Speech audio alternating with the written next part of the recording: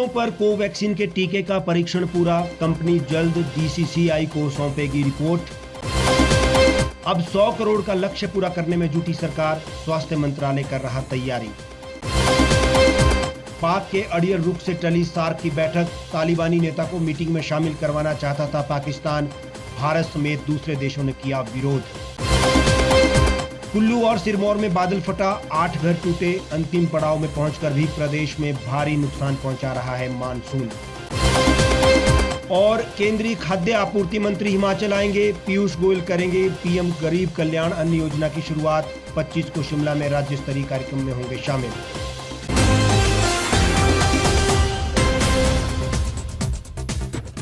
नमस्कार, स्वागत है आपका the read times news channel में। आपके साथ मैं हेमराज चौहान।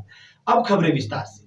भारत बायोटेक ने 18 वर्ष से कम उम्र के बच्चों पर कोवैक्सीन टीके के दूसरे और तीसरे चरण का परीक्षण पूरा कर लिया है। कंपनी परीक्षण से जुड़े आंकड़े अगले सप्ताह drug controller general of India को सौंप सकती है। भारत बायोटेक इंटरनेशनल लिमिटेड के चेयरमैन और प्रबंध निदेशक ने मंगलवार को ये जानकारी दी। उन्होंने बताया कि पीडियाट्रिक कोवैक्सीन के दूसरे और तीसरे चरण का परीक्षण पूरा हो गया है। डाटा का अध्ययन जारी है। अगले सप्ताह हम परीक्षण से जुड़े आंकड़े को दवा नियंत्रक को सौंप सकते हैं। परीक्षण में करीब 1000 बच्चों को शामिल किया गया। इंट्रानेजल वैक्सीन का भी परीक्षण दूसरे चरण में है। उम्मीद है कि अगले माह इसका परीक्षण पूरा हो जाएगा। टीके से नाक के भीतर वायरस के खिलाफ इम्यून रिस्पांस बनता है। वायरस जब नाक के जरिए प्रवेश करता है तो ये वायरस को वहीं पर नष्ट कर सकता है। इस टीके का परीक्षण 650 लोगों पर किया गया है। भारत बायोटेक ने यह भी स्पष्ट किया है कि कंपनी दूसरे देशों को भी टीका निर्यात करने को तैयार है। डॉक्टर एला ने कहा कि अभी हमारी कोशिश देश में टीके की जरूरत को पूरा करना है। देश में टीकाकरण लगभग पूरा हो जाएगा, तब आगे इस पर विचार किया जा सकता है। यहाँ गौर करने वाली बात यह है कि वयस्कों में टीकाकरण का परिणाम बेहद अच्छा रहा है और कोरोना को जैसे हमने लगभग स्थिर कर दिया है। यहाँ बच्चों को लेकर दुविधा है और इसी कारण बच्चों का भविष्य भी अंधेरे में दिख रहा है। ऐसे में यदि टीका तैयार हो जाता है तो बच्चों को स्कूल भी भेजा जा सकता है और खतरे को कम भी किया जा सकता है। पिछले सप्ताह प्रधानमंत्री नरेंद्र मोदी के जन्म दिवस पर कोरोना टीकाकरण का विश्व रिकॉर्ड बनाया गया। इस बार टीकाकरण को 100 करोड़ पार ले जाने की तैयारी शुरू हो चुकी है। अगले 17 दिन में करीब 18 करोड़ आबादी को वैक्सीन देने का लक्ष्य रखा गया है, जिसकी तैयारियों में स्वास्थ्य मंत्रालय की एक टीम जुटी हुई है। आगामी 7 अक्टूबर तक रिकॉर्ड टीकाकरण के जरिए 100 करोड़ का आंकड़ा पूरा करने के लक्ष्य को लगभग पूरा कर। बीते 17 सितंबर को प्रधानमंत्री के जन्मदिन पर देश में 1 लाख से अधिक केंद्रों पर 2 करोड़ 51 लाख से अधिक लोगों ने वैक्सीन ली। ये न सिर्फ कोविड बल्कि सभी तरह के टीकाकरण को लेकर सबसे बड़ा वैश्विक रिकॉर्ड भी है। ऐसा ही रिकॉर्ड टीकाकरण आगामी दिनों में भी दिख सकता है। अभी तक हिमाचल सहित 6 राज्यों में पहली खुराक का टीकाकरण 100% हो चुका है। दूसरी लहर और फिर वैक्सीन आपूर्ति में कमी के चलते टीकाकरण की गति पहले धीमी रही। वहीं पिछले 2 महीने में न सिर्फ आपूर्ति बल्कि टीकाकरण में रिकॉर्ड बढ़ोतरी हुई है।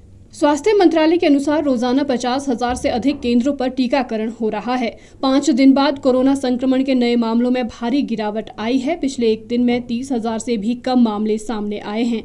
दैनिक संक्रमण दर में भी गिरावट आई है। केंद्रीय स्वास्थ्य मंत्रालय ने मंगलवार को बताया कि पिछले एक दिन में 26,115 नए मामले सामने आए हैं। वहीं आंकड़ों में बात करें तो 252 मरीजों की मौत हुई, 34,469 मरीजों को स्वस्थ घोषित किया गया। इससे पहले 20 सितंबर को 30,256 नए संक्रमित मामले जो है सामने आए और 295 लोगों की मौत हो गई थी। अब देश में कुल संक्रमित मरीजों की संख्या बढ़कर 3,35,04,534 पहुंच गई है। 3,27,49,574 मरीज ठीक हो चुके हैं, जबकि 4,45,385 मरीजों की मौत भी हो चुकी है। सक्रिय मामलों की संख्या कम होकर 3,09,575 रह गई है। इधर दक्षिण एशियाई क्षेत्रीय सहयोग संगठन देशों के विदेश मंत्रियों की 25 सितंबर को होने वाली बैठक पाकिस्तान के तालिबान राग के कारण रद्द करनी पड़ी है। न्यूज एजेंसी ANI के सूत्रों के मुताबिक पाकिस्तान चाहता था कि न्यूयॉर्क में होने वाली इस मीटिंग में अफगानिस्तान के प्रतिनिधि के तौर पर किसी तालिबानी नेता को भी शामिल किया जाए, लेकिन भारत समेत दूसरे देशों ने इसका विरोध कर दिया। ऐसे में आम सहमति नहीं बन पाने के कारण मीटिंग को कैंसिल कर दिया। सार्क के ज्यादातर सदस्य चाहते थे कि मीटिंग के दौरान अफगानिस्तान के प्रतिनिधि की कुर्सी खाली रखी जाए, लेकिन पाकिस्तान अड़ गया कि तालिबानी सरकार के प्रतिनिधि को मीटिंग में शामिल किया जाए। दरअसल भारत समेत दुनिया के प्रमुख देशों ने अफगानिस्तान में बनी तालिबान सरकार को अभी तक मान्यता नहीं दी है। आपको बता दें कि सार्क दक्षिण एशिया के 8 देशों का क्षेत्रीय संगठन है। इसमें भारत, बांग्लादेश, भूटान, मालदीव, नेपाल, पाकिस्तान, श्रीलंका और अफगानिस्तान शामिल है।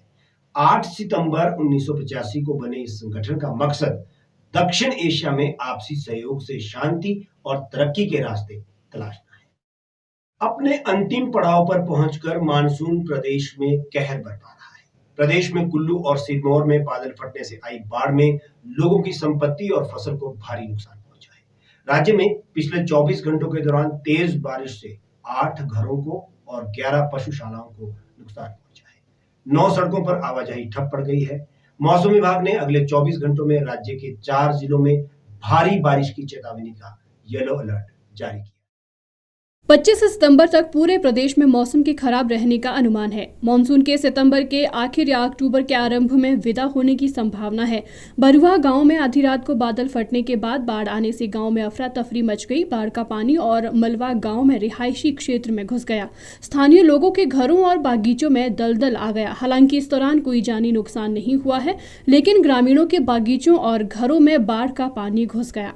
बुढ़वा पंचायत के वार्ड नंबर 6 और 4 के ग्रामीणों को अधिक नुकसान हुआ है। बाढ़ ने सेब के भरे पेड़ों को भी नुकसान पहुंचाया है। हालांकि प्रदेश में अब मानसून जुम्मा कुछ दिनों का ही है, लेकिन जाते जाते ये नुकसान करने में कोई कोर कसर भी नहीं छोड़ रहा है। प्रदेश में बहुत सारी सड़कें और मुख्य मार्ग टूट गए हैं और कई जगहों पर जान माल का बहुत नुकसान हुआ है। 25 सितंबर को प्रधानमंत्री मोदी नहीं, अब केंद्रीय खाद्य आपूर्ति मंत्री पीयूष गोयल पीएम गरीब कल्याण अन्न योजना के तीसरे और चौथे चरण की शुरुआत करेंगे। पूर्व निर्धारित कार्यक्रमों के कारण पीएम इसमें शामिल नहीं हो पा रहे हैं। सीएम जयराम ठाकुर ने प्रदेश के विधायकों और उपायुक्तों के साथ वर्चुअल माध्यम से आयोजित बैठक में 25 सितंबर को राज्य में प्रधानमंत्री गरीब कल्याण अन्न योजना के तीसरे और चौथे चरण के शुभारंभ की तैयारियों की समीक्षा की। मुख्यमंत्री ने कहा कि केंद्रीय उपभोक्ता कार्य, खाद्य एवं सार्वजनिक वितरण मंत्री पीयूष गोयल शिमला में आयोजित राज्य स्तरीय समारोह की अध्यक्षता करेंगे।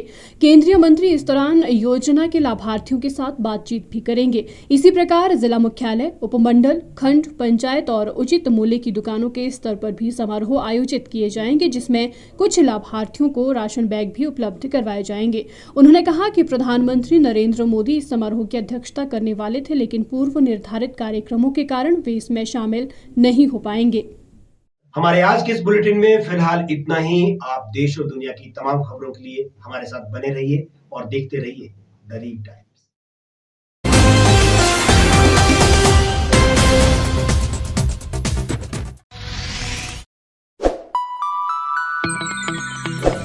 खबरों में बने रहने के लिए सब्सक्राइब करें द रीव टाइम्स, लाइक और शेयर करना ना भूलें।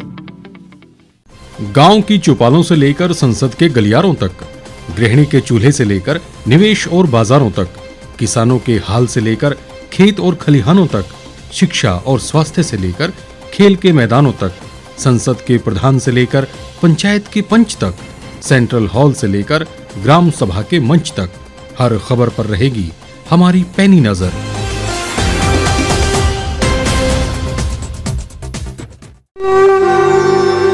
भारतवर्ष, जिसे आप दशकों से सुनते आए हैं कि सोने की चिड़िया थी। इसके पंख पहले मुगलों ने कुतरे, फिर अंग्रेजों ने, और आज राजनीतिक प्राणी कोई कोर कसर नहीं छोड़ रहे। आज भी लगभग 25 करोड़ लोग रात को भूखे सोते हैं। करीब 2 करोड़ लोगों के पास घर नहीं है। भ्रष्टाचार में हमारा 176 देशों में 80 नंबर आता है। औसतन 100 महिलाओं के साथ हर दिन ज्यादतियां होती है और ना जाने क्या क्या।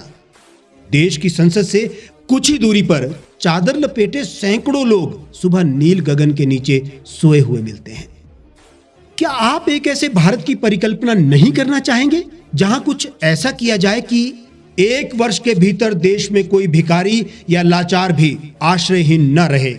लोगों को सभी सरकारी सेवाएं घर द्वार पर ही प्रदान की जाएं ताकि दफ्तर या कर्मचारी के चक्कर ना काटने पड़े, भ्रष्टाचार जड़ से समाप्त हो जाएगा। सेवा प्रदाताओं की पब्लिक रेटिंग यानी जनाकलन और तकनीक द्वारा अपराधों का शून्यकरण किया जाए। स्वास्थ्य और आधारभूत शिक्षा सभी के लिए समान गुणवत्ता के साथ निशुल्क प्राप्त हो, और भी बहुत कुछ। यदि आप इस पवित्र राष्ट्र निर्माण यज्ञ का हिस्सा बनना चाहते हैं तो आज ही राष्ट्रीय लोक नीति पार्टी से जुड़ें। अब देश राजनीति से नहीं, लोक नीति से चलेगा। विजिट करें वेबसाइट rashtriyalokniti.org।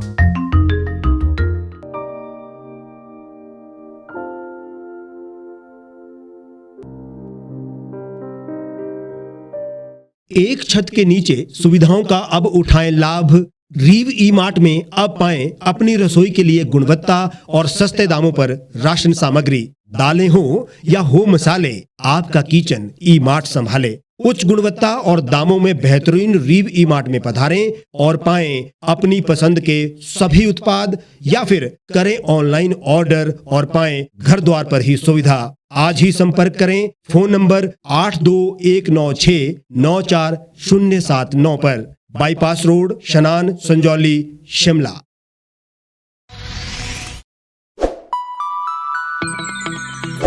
लेटेस्ट खबरों के लिए आप यूं ही देखते रहिए द रीव टाइम्स। लाइक, शेयर और सब्सक्राइब करना ना भूलें।